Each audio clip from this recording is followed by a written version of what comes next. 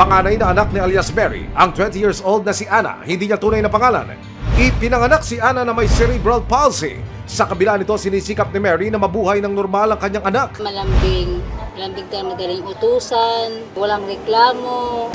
Tulad ng ibang mga kabataan, palakaibigan daw si Ana.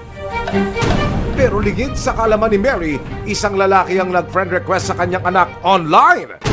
Sa patnubay ng kanyang ina, nakapanayam namin si Ana. Ayon kay Ana, Pebrero nitong taon nakilala niya si Moreno Kalpak o mas kilala sa tawag na Balong. Sa kaibigan ko po, pagkalala po sa amin. Doon po kami nakalala sa kaibigan namin. Nag-chat po siya sa akin. Mabait po siya kausap ko lang po siya. Pero ang pakikipagkaibigan ng dalaga, inapuso raw ng bagong kakilala.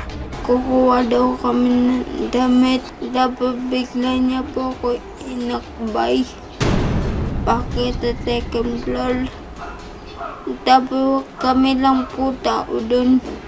Tapos po bigla niya po sarado yung pintuan. Nakita siya nung inakyat siya dun sa third floor. Hirap na hirap siyang lumakad.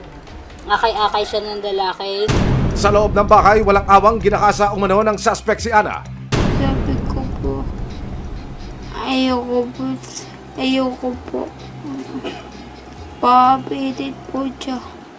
Galit at awa sa anak ang naramdaman ni Mary nang magsumbong sa kanya si Ana. Talaga pong nasaktan ako kasi talagang nagsinungaling sila sa amin. Sinamantala yung anak. Kaya naman agad sinamahan ni Mary ang anak sa mga pulis para magsampa ng reklamo. Parang kinuha yung loob mo. Opo.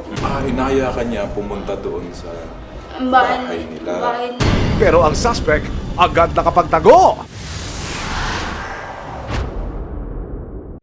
Maraming salamat sa panonood, mga kapuso.